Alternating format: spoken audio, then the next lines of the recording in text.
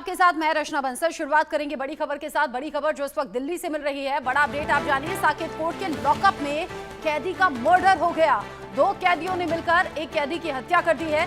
ये बड़ी हैरान करने वाली खबर दिल्ली से सामने आई है। साकेत कोर्ट के लॉकअप में ये कैदी का मर्डर हुआ है। बाकी 2 कैदियों ने मिलकर एक कैदी की हत्या कर दी। इस हत्या की घटना के बाद सनसनी फैली हुई है, मची हुई है और सवाल बहुत से उठ रहे हैं। लॉकअप के अंदर आखिर इस हत्याकांड को कैसे अंजाम दिया गया, हथियार कैसे पहुंचे, किस तरीके से मर्डर हुआ है, ये तमाम सवाल अभी बने हुए हैं। 2 कैदियों ने मिलकर एक कैदी की हत्या कर दी है। साकेत कोर्ट के लॉकअप में यह घटना सामने आई है। साकेत कोर्ट से बड़ी खबर, दिल्ली का साकेत कोर्ट, जहां पर लॉकअप में 2 कैदियों ने मिलकर तीसरे कैदी को जान से मार डाला। 2 कैदियों ने मिलकर एक कैदी की हत्या कर दी है। क्या कोई पुरानी रंजिश थी या फिर क्या लॉकअप में ही किसी बात को लेकर बहस हो गई तो मारपीट तक नौबत कैसे आ गई और उसमें कत्ल तक कर दिया गया, मर्डर हो गया। क्या आसपास वहां कोई पुलिस वाला नहीं था, सेफ्टी के कोई इंतजाम क्या नहीं थे, क्या कैदियों पर नजर नहीं रखी जा रही थी? ऐसे तमाम सवाल हैं जो अब उठकर सामने आ रहे हैं। साकेत कोर्ट का लॉकअप जहां पर मर्डर कर दिया गया, 2 कैदियों ने मिलकर एक कैदी का मर्डर कर दिया, वो भी लॉकअप के अंदर। साकेत कोर्ट में यह घटना सामने आई है। साकेत कोर्ट का ही लॉकअप था। आदित्य कुमार इस खबर को लेकर ज्यादा अपडेट के साथ जुड़ गए हैं, इंडिया न्यूज संवाददाता मेरे साथ में। आदित्य, ये बड़ी हैरान करने वाली खबर, यहाँ कोर्ट के लॉकअप में ही ये घटना हो गई। क्या ये पूरी घटना है? क्या पहले से जान पहचान थी, कोई रंजिश थी? किस बात पर ये हमला हुआ, हत्या की गई और कैसे हुई हत्या? क्या कोई हथियार था? जी रचना, ये सुबह की घटना है। आज सुबह कोर्ट के लॉकअप में ये घटना हुई थी, जिसमें 3 कैदी थे। उसमें तीनों कैदी की आपस में लड़ाई हुई, जिसमें 2 कैदी मिलकर के एक अरमान नाम के व्यक्ति था, उसकी जो है हत्या कर दी है। और ये हत्या बताई जा रही है कि हथियार के बंदूक के बल पे हुई है और इसकी जांच जो है की जा रही है। हालांकि ये बड़ा सवाल उठता है कि आखिर कोर्ट में जब इतने ज्यादा सिक्योरिटी होते हैं, इतनी ज्यादा चेकिंग होती है, ऐसे में एक जो कैदी है, कैदी के पास में हथियार कैसे आया, वो हथियार लेकर के अंदर कैसे गया और किस तरीके से ये पूरी जो घटना है उसको अंजाम दिया गया है। पुलिस मौके पर पहुंची थी, पुलिस ने जांच करना शुरू कर दिया है। पुलिस ने भी जो कार्रवाई की उसमें जो 2 लोग अन्य जो क्रिमिनल जिन्होंने अरमान नाम के आरोपित बदमाशों की हत्या की थी, उसके झड़प में भी पुलिस 2 और अन्य व्यक्ति भी घायल हुए हैं। अभी तत्काल ये जांच चल रही कि आखिर ये कैसे आए हैं। जो सूत्र बता रहे वो है कि तीनों पहले से आपस में परिचित नहीं थे, वहीं पर कुछ बात को लेकर के बात हुई थी, किसी बात को लेकर के आपस में झगड़ा हुआ था, जिसके बाद इतना बड़ा जो है कदम उठाया गया है। लेकिन सवाल ये उठता है कि हथियार कहाँ से मिला या किस तरीके से पूरी हत्या की प्लानिंग हुई है, क्या कोई खास मंशा इसके पीछे है, क्या सुपारी किलिंग है, इस सब की बातों पे पुलिस जो है जाती है, जिसमें 2 लोग अभी घायल हुए हैं और एक व्यक्ति की मौत हुई है। पूरे कोर्ट परिसर को अभी खाली करवाया गया था जिस वक्त घटना हुई थी उस वक्त, और जांच जो है की जा रही थी। लेकिन जिस वक्त, क्योंकि सुबह का वक्त था, कोर्ट में आना जाना सुबह के समय लगता है, जो हाजिरी लगती है या जो लोग पेशी के लिए आते हैं उनकी भीड़ होती है, तो एक अफरा तफरी का माहौल बन गया था। लेकिन अब स्थिति नियंत्रण में है। लेकिन पुलिस जांच कर रही है कि आखिर ये जो है ये पूरी घटना हुई है और ये हथियार कहाँ से आया है, किस तरीके से पूरी जो घटना को अंजाम दिया गया है। जी रचना, अब ये हत्याकांड अंजाम दिया गया है, 2 कैदियों के जरिए इस हत्याकांड को अंजाम दिया गया। तिहाड़ जेल से पेशी के लिए ये सभी लाए गए थे और लॉकअप में ही ये घटना घटी। क्या सफाई में कुछ कहा गया है? देखिए रचना, दिल्ली पुलिस की तरफ से अभी तक कोई भी ऑफिशियल बयान जो है वो नहीं दिया गया है। जो जानकारी अभी आ रही है उसके अनुसार इनको पेशी के लिए लाया गया था तिहाड़ जेल से, लेकिन जब उनको जेल में रखा, कोर्ट में पेश केस में लाया जा रहा था, उसी वक्त जो है इनकी आपस में लड़ाई हुई थी और जो है इनकी इसकी अरमान नाम के व्यक्ति की जो है हत्या कर दी गई थी। हालांकि पुलिस ने इंटरवेन बीच में किया था, जिसमें 2 जो अन्य लोग थे वो भी घायल हुए, लेकिन पुलिस, क्योंकि ये अंदाजा इस तरीके से नहीं था इस तरह की घटना हो सकती है या हथियार उनके कैदियों के पास में हो सकता है, क्योंकि तिहाड़ जेल से जब यहाँ आए थे, पुलिस कस्टडी में ही वो आए थे और पुलिस के देखरेख में ही वो यहाँ आए थे, लेकिन फिर भी उनको हथियार कैसे मिला इसकी जो है पुष्टि नहीं हो पाई है। इसलिए पुलिस जब तक की जांच नहीं कर लेती, पूरी घटना को अच्छे से एक जो वर्कआउट होता है वो नहीं कर लेती, तब तक पुलिस की तरफ से कोई भी बयान जो है वो अभी नहीं दिया जा रहा है। हम कोशिश कर रहे हैं कि लगातार पुलिस के संपर्क में रहे, पुलिस से बातचीत कर पाए, लेकिन पुलिस अभी तक इस बारे में कोई भी जानकारी देने से बच रही है। लेकिन जो कोर्ट से रिलेटेड या जो घटना पे मौजूद लोग हैं या जो हमारे सूत्र कोर्ट में है, वो ये बता रहे हैं कि तीनों में बहुत ज्यादा भीषण किसी बात को लेकर के बाताबाती हुई थी पहले, उसके बाद जो है ये पूरी घटना हत्या में बदल गई, जिसमें अरमान की मौत हो गई है। और जब घटना हुई थी उस वक्त पुलिस ने जब रोक टोक किया था, उसमें दो जो कैदी हैं वो घायल हुए थे।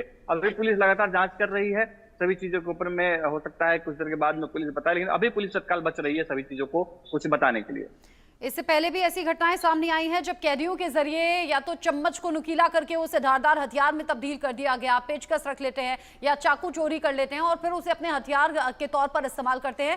इससे पहले भी जब ऐसी घटनाएं सामने आई तो बड़ी हैरानी हुई है, लेकिन यहाँ तो सीधे तौर पर लापरवाही ना आदित्य। अगर ऐसा कोई भी हथियार इनके पास में था तो चेकिंग क्यों नहीं हुई जब जेल से निकले, और जेल से निकलने के बाद कोर्ट के लॉकअप में थे उस दौरान ये घटना घट गई। और जब ये पूरी मारपीट हुई होगी, क्योंकि आपने कहा जख्मी स्थिति में ये कैदी थे, चीख पुकार मची होगी, तब तुरंत रोकने की कोशिश क्यों नहीं हुई? जी रत्ना, बिल्कुल सही कहा। देखिए, 2-3 घटनाएं अभी पिछले 5-6 महीने साल भर की हम बात करें तो साकेत कोर्ट में भी इस तरह की घटना हो चुकी है पहले भी। इसी तरह की घटना करकटडुमा कोर्ट में भी हो चुकी है, इसमें रोहिणी कोर्ट में भी इस तरह की घटना हो चुकी है। साथ ही अगर हम बात करें और अन्य जो द्वारका कोर्ट में भी इस तरीके की घटना पहले भी हो चुकी है और वकीलों के बीच में मारपीट हुई। तो कई बार ऐसे मेजर्स लिए गए जिसमें यह जानकारी आई थी सामने की कोर्ट की जो सिक्योरिटी है उसको बढ़ाया जाएगा, जजों की सिक्योरिटी को बढ़ाया जाएगा। आप कोर्ट में जब जाते हैं तो कोर्ट में देखते हैं कि जितने भी एंट्री पॉइंट होते हैं उन सब में चेकिंग किए जाते हैं, जो विजिटर्स होते हैं उन सबकी पहले स्कैनिंग होती है, स्कैनिंग के बाद उनके सामान को चेक किया जाता है, फिर अंतिम में जब आप कोर्ट में जाने वाले होते हैं वहां पर भी चेकिंग किया जाता है। लेकिन इन सब चीजों को क्रॉस करते हुए कैसे हथियार अंदर गया? सबसे खास बात ये कि जो कैदी थे वो तिहाड़ जेल से लाए गए थे। तिहाड़ जेल पूरे भारत का सबसे स्ट्रॉन्ग जेल माना जाता है, जहां पर किसी भी तरीके की जो गुंजाइश नहीं है इस तरीके के अनदेखापन की। लेकिन फिर भी वहां से वो हथियार लेकर के आए, ये जांच का हालांकि विषय है कि आखिर वो हथियार उनके पास में कैसे आए, क्या रास्ते में उसको किसी ने दिया या जब एंटर कर रहा था उस वक्त किसी ने दिया या जेल से ही वो लेके आया था, क्योंकि जेल में भी ऐसी सूचनाएं कई बार सामने आ चुकी है।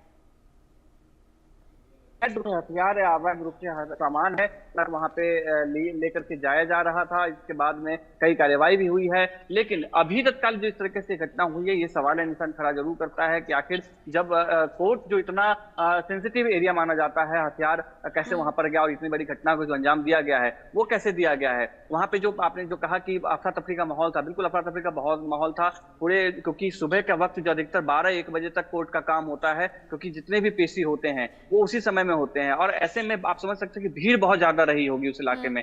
लेकिन जैसे ही ये घटना हुई पूरे अफरा तफरी मच गया। वकील जो है वो जो है वहां पे बहुत ज्यादा भागदौड़ मच गया। वकील वहां पर मौजूद थे, जो पेशकार थे वो वहां मौजूद थे और अन्य कैदी भी मौजूद थे। ये भी हो सकता था कि उस अफरा तफरी में कोई और भी घटना हो और तरीके से, लेकिन सवाल उठता है कि आखिर ये हथियार कैसे गया, इतने सिक्योरिटी के बाद भी हथियार कैसे गया। सबसे खास ये कि इंटेलिजेंस क्या कर रहा था, जो अगर रंजिश थी, आपसी रंजिश जिस वजह से ये घटना को अंजाम दिया गया है, तो आप कैसे एक साथ में तीनों को लेके कैसे जाएगा? क्योंकि जब भी ऐसी घटना होती है उससे पहले पुलिस इस बात की पूरी वेरिफिकेशन करती है कि कोई भी जो व्यक्ति है वो 2 से 3 जब जा रहे साथ में तो आपस में उनका क्या व्यवहार है, किस तरीके से है, उन सभी चीजों का ख्याल रखा जाता है। कैदी को एक साथ ऐसे लेके नहीं जाया जाता। तो ये भी एक सवाल जो है खड़ा करता है कि आखिर ये कोर्ट में एक साथ कैसे पहुंचे, एक जगह पे कैसे पहुंचे। क्या जेल के इंटेलिजेंस को पता नहीं थी कि इनका व्यवहार कैसा आपस में है? इन सभी सवालों पे जवाब अभी तक आना बाकी है। दिल्ली पुलिस की तरफ से कोई भी जवाब अभी तक नहीं आया, कोर्ट की तरफ से भी अभी तक कोई बयान जो है वो जारी नहीं किया गया है।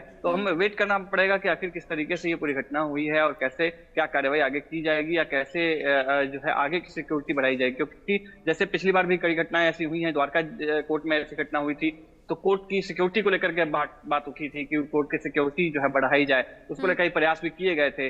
लेकिन अभी फिर से हालात वही हो रहे हैं। ऐसे में और भी सवाल सिक्योरिटी बढ़ाई जाए वो तो ठीक है, लेकिन जहां तक मैं जानती हूं अगर कोर्ट में आप जाते हैं, दाखिल होते हैं तो कई जगह आपकी चेकिंग होती है, मेटल डिटेक्शन मशीन तक लगी होती हैं और वहां पर सिक्योरिटी गार्ड्स भी मौजूद होते हैं, लेडीज के लिए अलग और मेल्स के लिए अलग। क्या यहाँ कैदियों की इस तरह से तलाशी नहीं हुई थी या फिर बेफिक्र हो गए कि पुलिस वाले साथ में है तो चेकिंग की जरूरत नहीं होगी अगर हथियार इनके पास था तो? जी बिल्कुल, ये कोर्ट के जो सिक्योरिटी चेकिंग जो वाले हैं उनके मन में यह आया हो सकता है कि क्योंकि जेल से वो आए हैं तो जेल में पूरी सैनिटाइजेशन उनकी हुई होगी, उनकी चेकिंग की होगी। इनके हथियार चेक किए होंगे, इनके बॉडी चेकअप किए होंगे।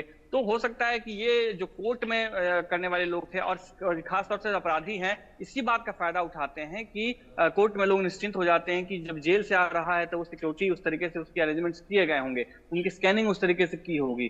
तो वो अलग रास्ते से, खास बात एक और आपको बताऊं, जब भी जेल से जब कोई कैदी आता है तो उसका रास्ता जो होता है कई बहुत तक जो आम रास्ता होता है वो नहीं होता है, उससे अलग कोई रास्ता होता है कि एक जेल इस बीच में जेल से भागने की स्थिति बन जाती है, जिसको देखते हुए इस तरह की कोशिश की जाती है कि दोनों को दो अलग अलग रास्ते से लेके जाया जाए। एक बार क्योंकि रूट भी जो साथी अपराधी होते हैं वो रूट मैपिंग कर लेते हैं, तो उस रूट मैपिंग को भी जो है ये चेक अलग रखते हैं ताकि दोनों अलग तरीके से लेकिन ऐसे में ये भी सवाल उठता है कि आखिर कोर्ट प्रशासन इस बात को कैसे समझ नहीं पाया और इतनी बड़ी घटना कैसे अंजाम हो गई। हालांकि अभी तक कोई भी ऐसा पुख्ता सबूत अभी तक नहीं आ पाया। इंटरनली जांच सुबह से पुलिस कर रही है कि कैसे आखिर ये पहुंचे हैं, और हो सकता है कि जांच के बाद कई लोगों पे गाज भी गिरेगा। बिल्कुल गिरनी भी चाहिए क्योंकि लापरवाही का ये मामला है। आखिर कैसे ये सब कुछ हो गया, सवाल बहुत से उठ रहे हैं। आदित्य, नजर आप बनाए रखिएगा इस बड़ी खबर पर, आगे जो भी अपडेट होगा आपके जरिए दर्शकों तक पहुंचाएंगे। अभी के लिए शुक्रिया आपका।